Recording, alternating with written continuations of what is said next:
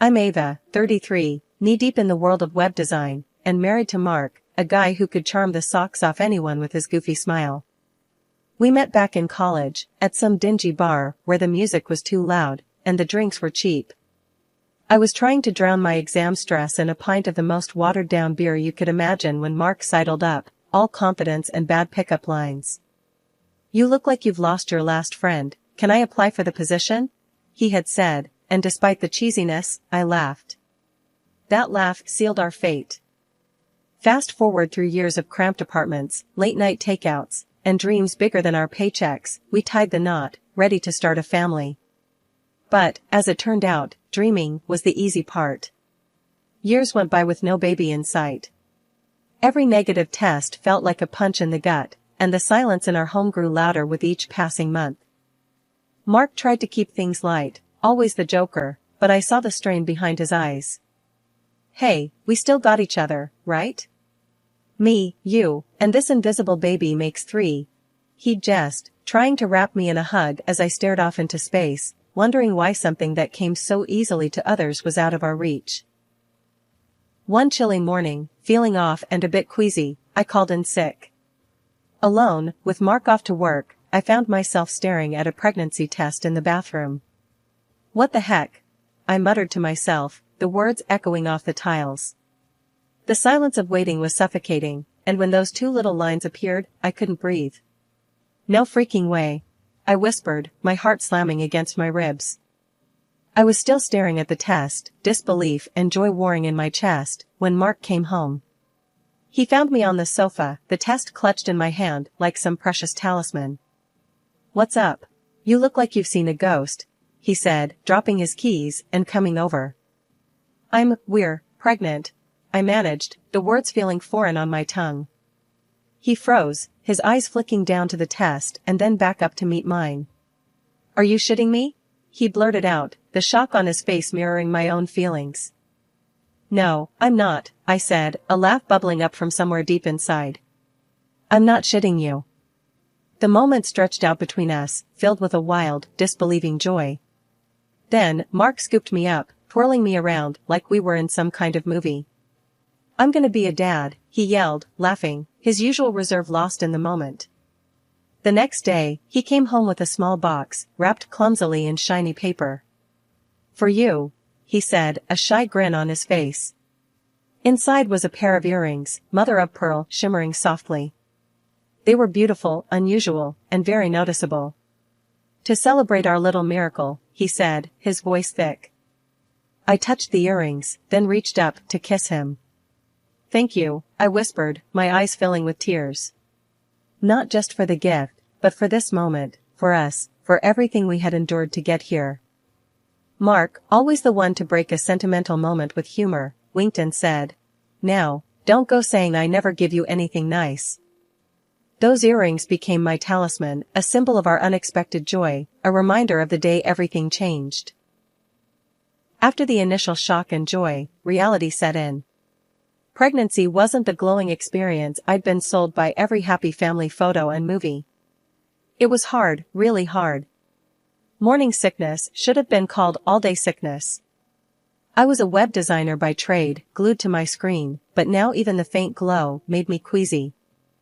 Mark was as supportive as he could be, but there's only so much understanding a guy can have when he's not the one turning into a human barf machine. "Babe, can you try working from the bed? Maybe it'll help," he suggested one evening, finding me hunched over the trash can in our tiny office. I shot him a look, half irritated, half grateful for his clumsy attempts at problem-solving. "Yeah, 'cause coding while lying down is peak efficiency," I snapped, immediately regretting my sharpness. "Sorry, it's just, this is tough." As the weeks trudged on, my body became a foreign entity. I gained weight, my back ached constantly, and I developed a weird aversion to the smell of coffee, which used to be my morning lifeline. Mark tried to help by switching to tea, but he wasn't happy. "This is like drinking sad water," he complained one morning, staring mournfully at his mug. "I'd kill for a cup of sad water that didn't make me want to hurl," I retorted, sipping ginger tea that did nothing for my nausea but was supposed to be good for me.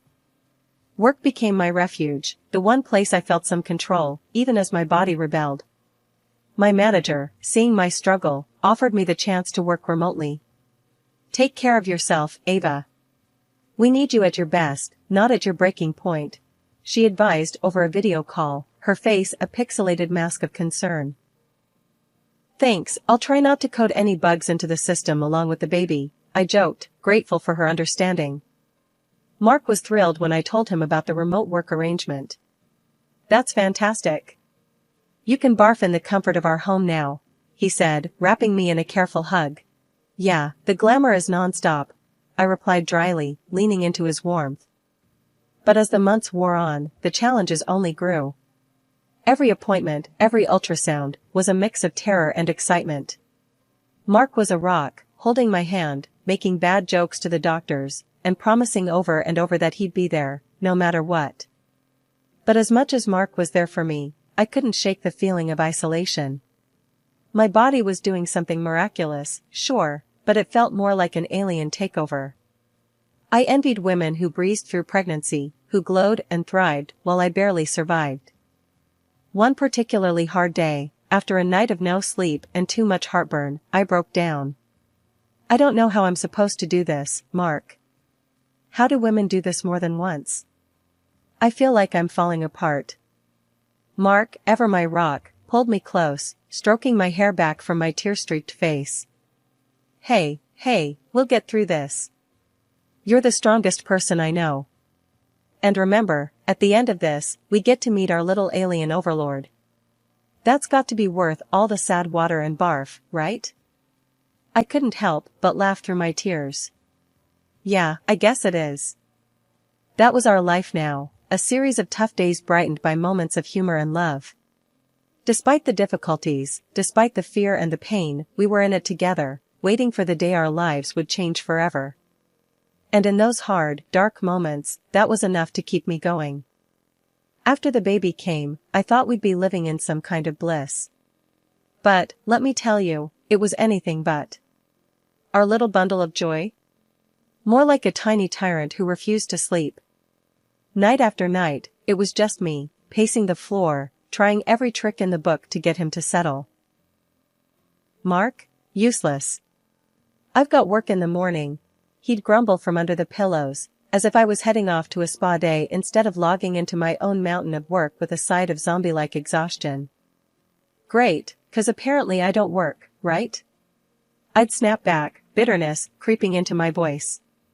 It wasn't like my job just paused because I had a baby. Then, just when I thought we were getting the hang of it, life threw another curveball. I was pregnant again. The shock of it nearly bowled me over. "This can't be happening," I whispered to myself, staring down at the test. 2 kids under 2? How were we going to manage? Mark's reaction? "This is great news." He beamed, clearly not the one who'd have to push another human out of his body or juggle meetings with morning sickness. "Great? Mark, we're barely hanging on as it is," I retorted, my stress levels skyrocketing. "We'll manage." "We always do," he said, but his words felt hollow. Easy for him to say. His parents, Diane and Jack, bless them, swooped in like some kind of cavalry. They'd drive in from out of town, armed with casseroles and an eagerness to help. "You kids need a break," they'd insist, taking over with a competence that left me both grateful and a little resentful. Why couldn't it be this easy for us? When our daughter arrived, all those fears and frustrations seemed to melt away, at least for a little while. Holding her, everything just fit. Like she was the piece of our family puzzle we didn't know was missing. "Hello, beautiful," I whispered, tears of joy replacing those of exhaustion. But the reality was, we were in over our heads. Mark was over the moon about our daughter, sure, but his solution to our chaos was to dive even deeper into work. "We need the money," he'd say, a defense that was getting old. "More than we need you?" I'd counter, watching the gap between us grow wider with every late night and missed dinner. His parents became our lifeline, filling in the gaps, supporting us when we were too stubborn to admit we needed it. It was a weird mix of gratitude and guilt, relying on them so much. In those early days, staring down at my daughter's face, I couldn't help but feel a twinge of hope. Maybe, just maybe, we could make this work. But as the sleepless nights stacked up and Mark's presence became more and more like a guest appearance, I couldn't shake the feeling that we were drifting further apart. Look at her, Mark. She's perfect, I'd say during one of his rare moments at home, hoping to bridge the gap between us. Yeah, she is, he'd agree, but his eyes were always on the clock, his mind elsewhere. After our second kid came into the picture, things didn't magically get easier like I hoped. Between the sleepless nights and trying to keep up with work, I noticed the pounds piling on. It wasn't just the baby weight anymore, it was stress, lack of sleep, and grabbing whatever I could eat during a rare moment of peace. Mark? He seemed more distant than ever. Where we used to crash on the couch together, exhausted but together, now there was just this cold space. I told myself it was just a phase, that we'd get back on track soon. But deep down, I was worried. His work became his excuse for everything. Late nights, weekends, even business trips that seemed to pop up out of nowhere. Meanwhile, I was killing it at work, somehow managing to juggle deadlines and diapers. The kids, bless them, were turning out to be my little motivators. Seeing them thrive, especially after I managed to get them into a decent private kindergarten, gave me a weird sense of accomplishment. But Mark and I? We were like ships passing in the night. And when he finally did drop his bombshell, it hurt like hell. "You've let yourself go," he said one night, out of the blue. No lead up, no gentleness, just those words, cutting deep. I was stunned. "Excuse me?" He shrugged, as if he'd just commented on the weather. "You're not. I'm just not attracted to you anymore." It felt like a punch to the gut. Here I was, trying to hold everything together, and this was what I got. Tears stung my eyes, but I was too proud to let them fall in front of him. "So, what? You're just giving up on us?" He didn't even have the decency to look conflicted. "I don't know, Ava. It's just how I feel." That night, I cried myself to sleep, not sure how we'd gotten to this point. But by morning, I was done feeling sorry for myself. I decided to take control, for me and for our kids. I started eating better, joined a gym, and threw myself into my workouts with a vengeance. Mark's reaction? If you could call it that, was a big fat nothing. He noticed, sure, but he didn't care. Not really. He was too caught up in his own world, treating the kids like they were more of a burden than a blessing. "We should have thought this through," he'd say, casting a cold eye over the chaos of toys and laughter. I bit back the sharper retorts that came to mind. Arguing wouldn't change how he felt, but I couldn't help but wonder when he'd become this person, so distant from the man I'd married. Despite it all, I pressed on. The gym became my sanctuary, a place where I could shed the weight and the worries. Slowly, I started to see progress, feeling stronger, more like myself than I had in years. But as I changed, Mark stayed the same. Indifferent. Distant. It was like we were living separate lives under the same roof. I missed him, or at least, I missed the idea of him, of us. Our wedding anniversary was rolling around, a day that used to mean champagne toasts and stolen kisses. This year, though, it felt more like a reminder of everything that had gone sideways between Mark and me. But I'm a fighter, always have been. So, I cooked up a plan to maybe, just maybe, salvage whatever was left of us. I called Mark during one of his rare breaks at work. "Hey, our anniversary's coming up. Thought maybe we could do something special," I ventured, heart hammering. There was a pause, long enough for me to regret bringing it up. "Sure, Ava. What did you have in mind?" His voice was flat, distracted. I pressed on, nerves be damned. "How about a weekend getaway? Just us, no kids, no distractions." "Sounds expensive," was his immediate response, and I could almost hear his eyebrows raising in skepticism. I bit back a sigh. "I found a deal. It'll be nice, Mark. Like old times." He was silent for a moment. "All right, book it. But it's your show, Ava. I'm swamped here." Not exactly the enthusiastic partner I was hoping for, but I'd take it. I went all in, booking a cozy hotel room and arranging for his parents to watch the kids. I needed, this weekend to be a turning point for us. The day before our trip, I laid out the dress I'd bought especially for the occasion. I tried to find the mother-of-pearl earrings that Mark gave me, but they were missing somewhere. It's okay, I thought, because everything else is ready. I waited for Mark at the hotel, anticipation turning to anxiety as the hours ticked by. My phone was silent, his side of the bed untouched. Finally, I couldn't take it anymore. I called him, my voice shaking. Mark, where are you? You're late. Look, Ava, I'm not coming, he said, and just like that, my fragile hope shattered. What do you mean you're not coming? It's our anniversary, Mark. I was on my feet now, pacing the room. He sighed, a sound that felt like a slap. I can't do this, Ava. Pretend everything's okay. I'm sorry. The world spun. So that's it? You're giving up on us? My voice broke, the hurt too raw, too deep. I don't know what else to do, he admitted, and the finality in his voice was a blow I wasn't prepared for. I hung up, numb. The night stretched on, endless and empty. I didn't sleep. How could I? Every second was a reminder of the gaping chasm between us, of the love we'd lost somewhere along the way. The next morning, I made a decision. If Mark had given up, fine. But I wouldn't let this break me. I spent the day at the hotel spa, walked along the beach, and dined alone, surrounded by couples. It was both liberating and profoundly sad. Returning home, I braced myself to face Mark, to confront the ruins of our marriage. But the house was quiet, too quiet. His parents greeted me with confusion and concern. Where's Mark? They asked, echoing the hollow ache in my heart. I didn't have an answer. The truth was, I didn't know where my husband was, physically or emotionally.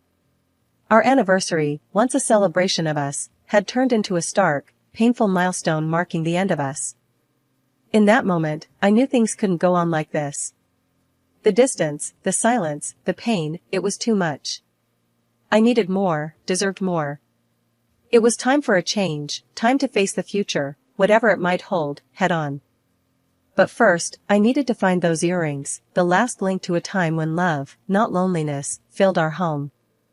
They were gone, just like the man who'd given them to me.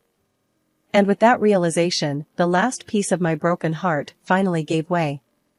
The next few days were a blur of routine, taking care of the kids, working, and the constant, nagging thought of Mark's absence. It wasn't until I was out in the yard with the kids that the piece of the puzzle I wasn't even aware was missing fell right into my lap, or, more accurately, walked right up to my fence. It was our neighbor, Jenny, young and always friendly, but I hadn't really spoken to her since the kids came. Today, she was all smiles, waving at the kids. That's when I saw them, the earrings. My earrings. The mother-of-pearl ones Mark had given me, shimmering in the sunlight as she tucked a strand of hair behind her ear. Nice earrings, I said, trying to keep my voice steady but feeling the sting of betrayal. Jenny touched one ear self-consciously. Oh, these? They were a gift from someone special. She stumbled over her words, her face flushing. Someone special, huh? I couldn't hide my skepticism. They look a lot like a pair I used to love. Went missing recently. The conversation was awkward, full of half-truths and dodged looks. It was clear there was something she wasn't saying. Later that evening, I confronted Mark. We need to talk, I started, my voice firm despite the turmoil inside. What's up? He tried to sound casual, but I could see the tension in his posture. It's over, Mark. I'm filing for divorce, I said without preamble, watching his reaction closely. He blinked, taken aback. What? Why? Don't play dumb. I know about Jenny. The earrings, Mark. And everything else. I pressed on, feeling a mix of anger and heartbreak. For a moment, he looked genuinely shocked. But then, his expression shifted to something darker. He laughed, a harsh, angry sound. So, you found out? Yes, I've been seeing Jenny. Gave her those earrings, because I wanted to. I don't care about us anymore, Ava. His words were like a knife. But I was prepared. I want you out, Mark. And I expect financial compensation for your adventures. He exploded at that. Compensation? You won't get a dime from me. That's when I played my final card. Actually, I recorded our conversation just now. Your confession. It'll be more than enough for court. Mark's anger turned to disbelief, then fear. You can't do that. I just did, I said, the finality in my voice marking the end of our marriage and the beginning of my fight for justice. After I decided to file for divorce, things moved quickly. Armed with the evidence of Mark's infidelity, I felt a grim satisfaction knowing I had the upper hand. The court didn't hesitate. They saw right through Mark's excuses and awarded me financial compensation and alimony for the kids. It was a small victory in the grand scheme of things, but it felt significant. Mark's parents, surprisingly, came out firmly on my side. It was a bitter pill for Mark, realizing he'd lost not just his marriage, but the support of his family too. One afternoon, while the kids played in the yard, Mark's mom, Diane, and I sat down for a rare moment of quiet. "We're so sorry, dear," she began, her voice thick with emotion. "We never raised him to be this way." I nodded, not sure what to say. The betrayal still stung, but seeing them stand by me meant more than I could express. "I appreciate you both. The kids love having you around." Diane reached over and squeezed my hand. "They're our grandkids. We'd do anything for them.